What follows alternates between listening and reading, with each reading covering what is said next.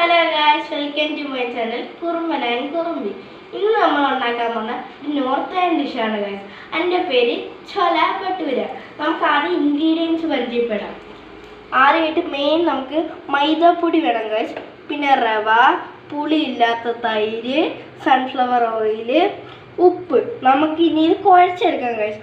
ആദ്യം നമുക്ക് ഇങ്ങനെ ഒരു കുഴി കുത്താം ഗായ്സ്. നമ്മൾ എന്നിട്ട് തൈര് ഒഴിക്കാം ഗായ്സ്. ആ കുഴിയിലോട്ടിങ്ങനെ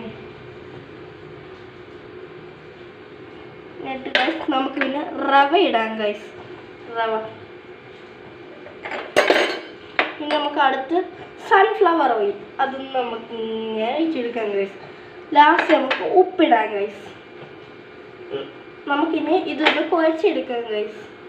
അപ്പോൾ നമ്മൾ കുഴച്ച് വെച്ച മാവ് നല്ലപോലെ പൊങ്ങി വന്നിട്ടുണ്ട് ഗൈസ്. നമുക്ക് ഇനി ഇതൊന്ന് ബോളാക്കാം ഗൈസ്. എന്നിട്ടാണ് നമ്മൾ പരത്തിയിട്ട് വറുക്കുന്നത് ഗൈസ്. ഇപ്പോൾ നമ്മൾ നല്ലപോലെ ബോൾസ് ആക്കി എടുത്തിട്ടുണ്ട് ഗൈസ്. ഇനി നമുക്ക് പരത്താം ഗൈസ്.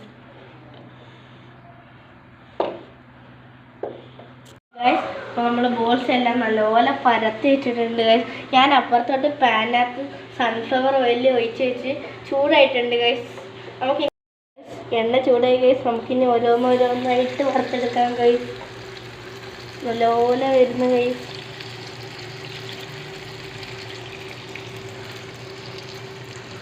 പൊങ്ങി ഇടുന്നുണ്ട് ഗൈസ് നല്ലപോലെ.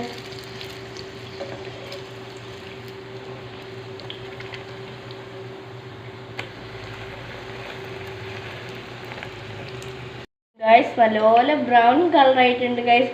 ഇനി നമുക്ക് കോരിയെടുക്കാം ഗൈസ്. ഇപ്പം നമ്മുടെ ഭട്ടൂര റെഡി ആയിട്ടുണ്ട് ഗൈസ്. നമുക്കിനി ഒന്ന് ടേസ്റ്റ് ചെയ്ത് നോക്കാം ഗൈസ്.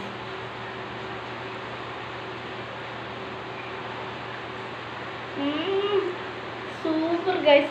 പിന്നെ ഈ ഭട്ടൂരയുടെ മെയിൻ കോംബോ കടലക്കറിയാണ് ഗൈസ്. പക്ഷെ എനിക്ക് കടല അത്രയ്ക്ക് ഇഷ്ടമല്ല, അതുകൊണ്ട് ഞാൻ മുട്ടക്കറിയാണ് ഗൈസ് എടുത്തത്.